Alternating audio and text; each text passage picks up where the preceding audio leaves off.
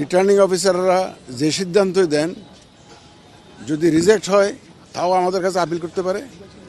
অত কারোটা যদি গ্রহণ করা হয়, কোনো ক্যান্ডিডেট যদি চায় বা কোনো আর্থিক প্রতিষ্ঠান যদি বলে যে আমারটা বকেয়াটা আদায় না করে তারা অ্যাকসেপ্ট করেছে, কোনো অভিযোগ যদি অ্যাগ্রিভ যদি থাকে, এনি ক্যান্ডিডেট ক্যান অ্যাপিল। যারটা গ্রহণ হয়েছে তার বিরুদ্ধে করতে পারে ক্যান্ডিডেট, অথবা তারটা যদি বাতিল হয় তাও করতে পারে। আমরা আইন অনুযায়ী একদম ইনশাল্লাহ দেখবেন আপনারা ন্যায় বিচার পাবে।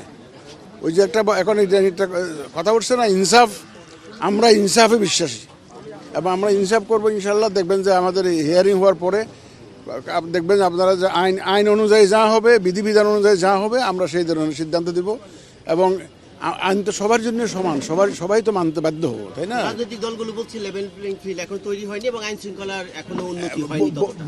বলতেই পারে, আপনারা তো দেখছেন ভাই ভাই ভাই সবসময় দেখা গেছে, আমরা অতীতে দেখেছি নমিনেশন ফাইলের দিন অনেক ভায়োলেন্স হয়, অনেক খারাপ অবস্থার সৃষ্টি হয়। এইবার নমিনেশন ফাইলিং এত সুন্দরভাবে হয়েছে, কোথাও নমিনেশন ফাইল করতে গিয়ে মারামারি হয়েছে, কোনো গোলমাল হয়েছে, ভায়োলেন্স হয়েছে, এমন কোনো তথ্য আমরা পাইনি। এটা একটা ভালো দিক। ইলেকট্রা রেফ্রিজারেটর, খাবার তাজা তো জীবন তাজা। ইলেকট্রা, ফ্রিজের রাজা। এবং এই যে এখানে যে আপিলে যে সবাই আসছে আমাদের এখানে, এটাও তো একটা বড় প্রমাণ যে মানুষ যে কত আগ্রহী নির্বাচনের জন্য, কত আগ্রহী, এটাও একটা বড় প্রমাণ। নাহলে ওনারা দূর দূরান্ত থেকে এসে যে ওনাদের আপিল করতে আসতেন না আমাদের এখানে। তা এটা আমরা পজিটিভলি দেখছি, যে আপিল যে করতেছে এটা আমরা পজিটিভলি দেখছি। এবং অনেকে বলে যে নির্বাচন কমিশন এটা করেছে, ওটা করেছে, বাতিল করে দিয়েছে। রিটার্নিং অফিসারের ক্ষমতা আছে, আইন ওনাদেরকে ক্ষমতা দিয়েছে সিদ্ধান্ত নেওয়ার জন্য।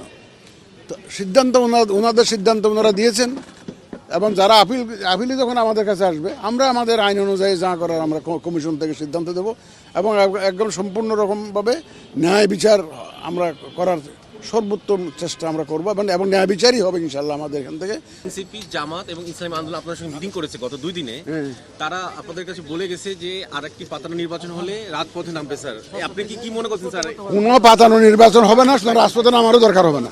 কোনো পাতানো নির্বাচন এদেশে ইনশাল্লাহ হবে না। আমাদের